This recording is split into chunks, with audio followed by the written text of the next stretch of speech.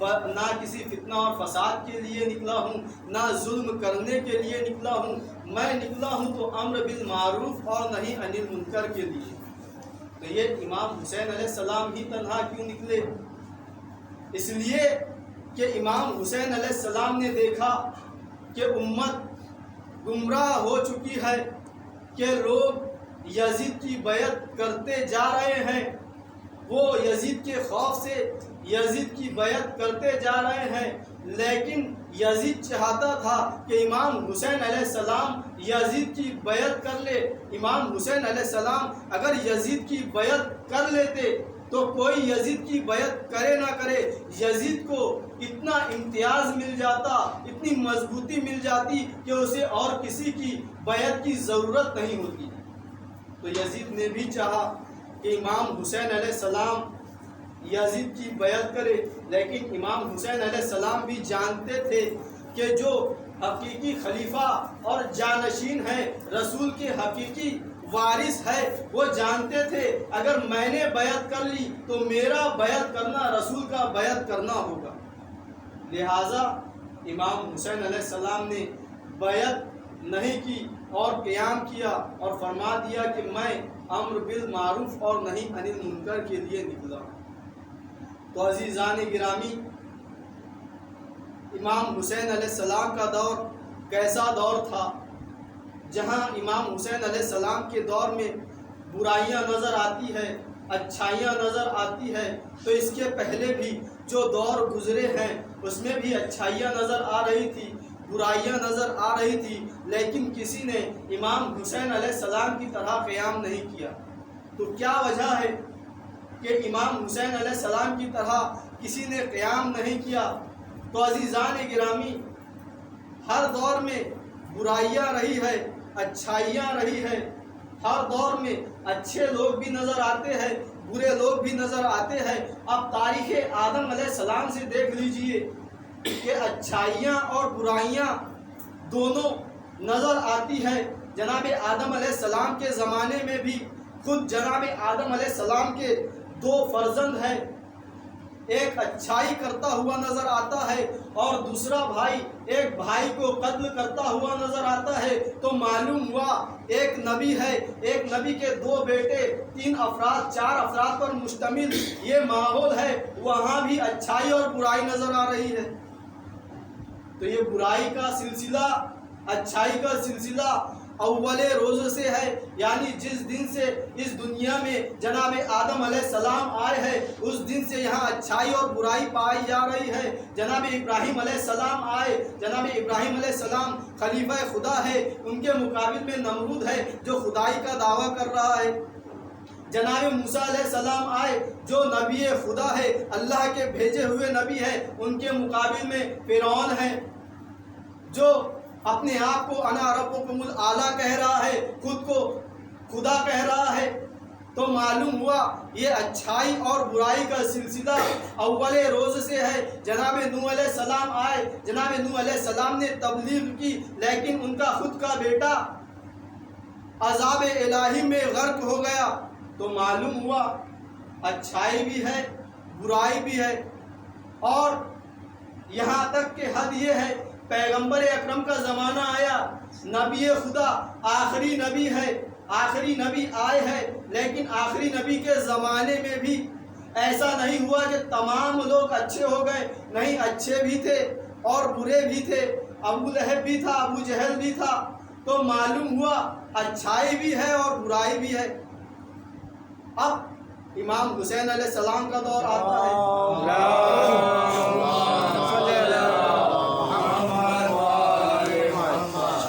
امام حسین علیہ السلام نے قیام کیا، قیام کر کے اپنی قربانی پیش کی دین اسلام کی حفاظت کے لیے۔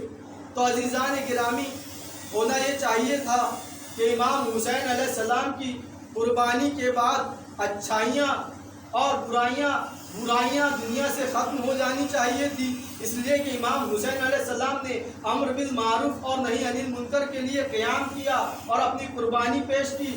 لیکن ہم دیکھتے یہ ہے کہ امام حسین علیہ السلام کی قربانی کے باوجود آج بھی دنیا میں اچھائیاں بھی ہے، برائیاں بھی ہے، لوگ اچھے بھی نظر آتے ہیں، برے بھی نظر آتے ہیں۔ آج بھی شرابی بھی ہے اور نمازی بھی ہے۔ خود مسلمانوں میں جہاں دین اسلام میں شراب پینا حرام قرار دیا گیا ہے، خود مسلمانوں میں بھی شرابی بھی نظر آئیں گے، گنہگار بھی نظر آئیں گے، تو پھر امام حسین علیہ السلام کی قربانی کا کیا فائدہ ہوگا؟ تو عزیزان گرامی، ہر دور میں برائیاں رہی، اچھائیاں رہی، لیکن جو برائیاں اور اچھائیاں امام حسین علیہ السلام کے دور میں ہے اور دیگر دور میں ہے، ان میں بہت بڑا فرق ہے۔ دیگر دور میں امام حسین علیہ السلام کے پہلے اچھائیاں پائی جا رہی تھی، برائیاں پائی جا رہی تھی، اور امام حسین علیہ السلام کے دور میں بھی اچھائیاں بھی تھی، برائیاں بھی تھی، لیکن دونوں میں بہت بڑا فرق ہے۔ فرق یہ ہے کہ ہر زمانے میں اچھائیاں الگ تھی، برائیاں الگ تھی، اچھے لوگ الگ تھے، برے لوگ الگ تھے، لیکن جب امام حسین علیہ السلام کا دور آیا اور یزید نے حکومت پر قبضہ کیا، ولی خدا ہونے کا دعویٰ کیا، اس کا مقصد یہ تھا کہ دین اسلام میں تمام برائیوں کو داخل کر دے۔ یعنی خود یزید ایک ایسا شخص تھا جو فاجر تھا، زناکار تھا، جو زنا کیا کرتا تھا، شراب پیا کرتا تھا اور برائیوں کو دین اسلام میں داخل کرنا چاہتا تھا۔ تو فرق کیا ہو گیا؟ یعنی یہ یزید وہ شخص تھا جو یہ چاہتا تھا کہ لوگ برائیوں کو بھی اچھا سمجھنے لگے۔ تو فرق یہ تھا، جہاں برائیاں الگ تھی، اچھائیاں الگ تھی، یزید برائیوں کو اچھائیوں میں ملانا چاہتا تھا، دین اسلام کو تبدیل کرنا چاہتا تھا۔ لہٰذا امام حسین علیہ السلام نے قیام کیا تاکہ قیامت تک برائیوں کو اور اچھائیوں کو الگ الگ کر دے۔ امام حسین علیہ السلام نے یہ چاہا کہ میرے سر و تن میں جدائی ہونا مجھے منظور ہے، لیکن مجھے یہ منظور نہیں کہ حق اور باطل ایک ہو جائے، اچھائیاں اور برائیاں ایک ہو جائے۔ صلوات پڑھیں۔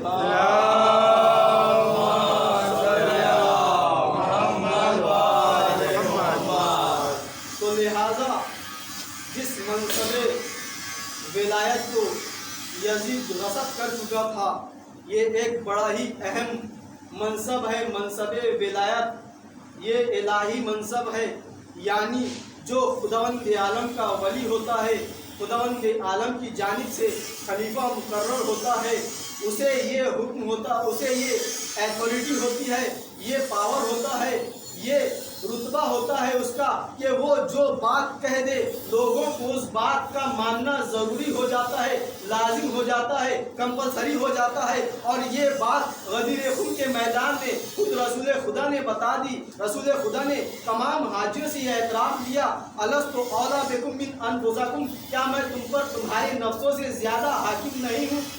یعنی ولایت کی معنی کو پیغمبر اکرم نے غدیر میں بتا دیا، اور اس کے بعد کہہ دیا من کنت مولا ہو فہذا علی مولا، کہ جس کا میں مولا ہوں اس کے یہ علی مولا ہے۔ یعنی جس طرح سے رسول خدا حاکمیت کا اختیار رکھتے ہیں، حکم دینے کا اختیار رکھتے ہیں، اور اگر وہ حکم دے دے تو ان کے حکم سے انکار کرنا ہمارے لیے حرام قرار دیا گیا ہے، ہم ان کے حکم کو انکار نہیں کر سکتے۔ اسی طرح جو ولی خدا ہوگا، مولا علی ہوں گے، تو ان کے حکم کو بھی انکار نہیں کر سکتے۔ اور امام علی علیہ السلام کے بعد آپ کے 11 امام ولی اور حاکم اور سرپرست ہے۔ اگر یہ امام ولی ہو کر جو حکم کو دے دے، اس حکم کو مان لینا ہمارے لیے ضروری اور کمپلسری ہو جاتا ہے۔ تو جب امام حسین علیہ السلام کا دور آیا تو اس ولایت کو یزید نے غصب کرنا چاہا کہ میں ولی خدا ہونے کا دعویٰ کروں، اور اگر یہ یزید ولی خدا ہونے کا دعویٰ کر دیتا اور لوگ اسے مان لیتے اور امام حسین علیہ السلام اس کی بیعت کر لیتے، تو آج پھر وہی ہوتا جو یزید چاہتا۔ آج دین اسلام تو ہوتا لیکن اس میں احکام یزید کے بتائے ہوئے ہوتے۔ آج دین اسلام تو ہوتا لیکن اس میں شریعت یزید کی بتائی ہوئی ہوتی۔ یہ امام حسین علیہ السلام کی قربانی کا نتیجہ ہے کہ آج دین اسلام اپنی اصلی شکل پر باقی اور محفوظ ہے۔ صلوات پڑھیں۔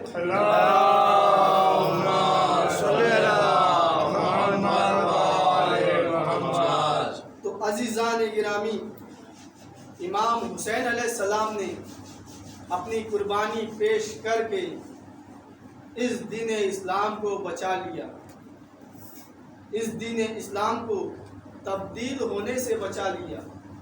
اس کے پہلے رسول خدا کے پہلے جتنی آسمانی کتابیں آئیں وہ اپنی اصلی شکل پر باقی نہ رہی۔ یہی وجہ تھی کہ خداوند عالم نے ان 3 آسمانی کتابوں کے بعد توریت، زبور اور انجیل کے بعد قرآن کو نازل کیا اور اس کی حفاظت کی ذمہ داری خود لے لی۔ انا نحن نزلنا الذکر وانا لہ لحافظون، کہ ہم نے ہی اس ذکر کو نازل کیا ہے اور ہم ہی اس کی حفاظت کرنے والے ہیں۔ تو عزیزان گرامی، ہم نے دیکھا یہ کتاب خدا نازل ہوئی جو اپنی شکل پر باقی ہے، تو اس کی وجہ ایک یہ بھی نظر آتی ہے کہ امام حسین علیہ السلام نے اپنی قربانی پیش کی۔ جو احکامات قرآن مجید میں موجود ہے آج وہ اگر اپنی اصلی شکل پر باقی ہے تو وہ امام حسین علیہ السلام کی قربانیوں کا نتیجہ ہے کہ اگر امام حسین علیہ السلام اپنی قربانی نہ دیتے تو آج دین اسلام اپنی اصلی شکل پر باقی نہ رہتا۔ تو عزیزان گرامی، جس امام نے اس دین کی حفاظت کے لیے قربانی دی ہے تو ہمیں بھی چاہیے کہ اس کا اجر پیش کرے اور ممکن ہو سکے تو امام حسین علیہ السلام کی زیارت کے لیے ضرور جائے۔ امام صادق علیہ السلام فرماتے ہیں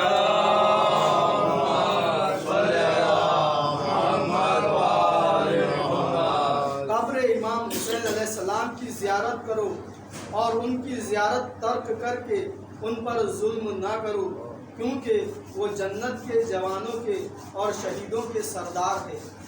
یہ ہے زیارت کی فضیلت جو امام فرما رہے ہیں۔ ایک اور حدیث میں امام جعفر صادق علیہ السلام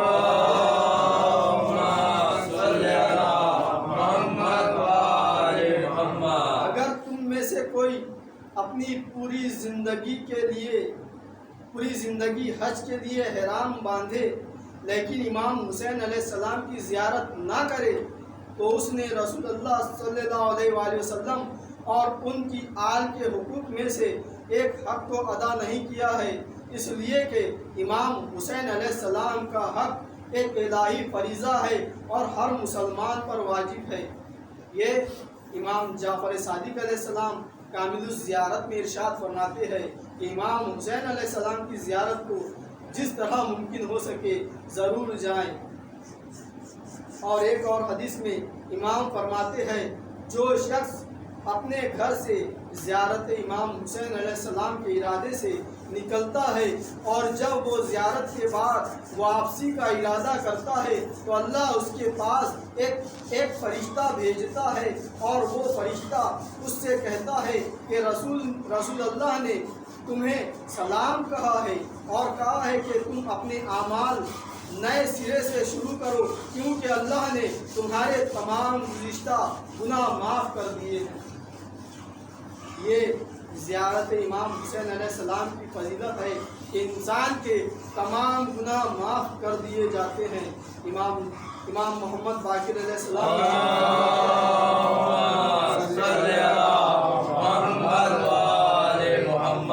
قرآن کہتے ہیں جب میں زیارت امام حسین علیہ السلام کر کے واپس آیا، امام محمد باقر علیہ السلام تشریف لائے اور فرمایا اے ہمران، تجھے بشارت دیتا ہوں کہ جو بھی اللہ کی خوشنودی اور رسول اللہ سے تقرب کی خاطر شہدائے آل محمد کی زیارت کرے گا وہ گناہوں سے اس طرح پاک ہو جاتا ہے جیسے وہ ابھی اپنی ماں کے پیٹ سے پیدا ہوا ہو۔ یعنی انسان تمام گناہوں سے بخش دیا جاتا ہے۔ امام جعفر صادق علیہ السلام فرماتے ہیں اے عبد الملک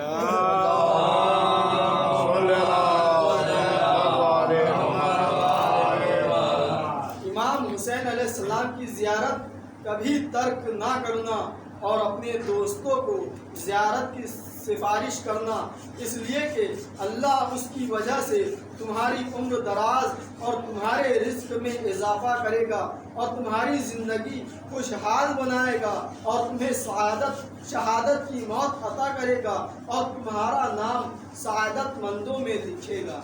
یہ ہے زیارت امام حسین علیہ السلام کے فوائد کہ ہمیں جس طرح سے بھی ممکن ہو، اگر ممکن ہو تو ہم ضرور امام حسین علیہ السلام کی زیارت کے لیے جائیں اور دعا کریں کہ خداوند عالم ہمیں زائرین امام حسین علیہ السلام میں شمار کرے اور ہمیں جلد سے جلد زیارت امام حسین علیہ السلام نصیب فرمائے۔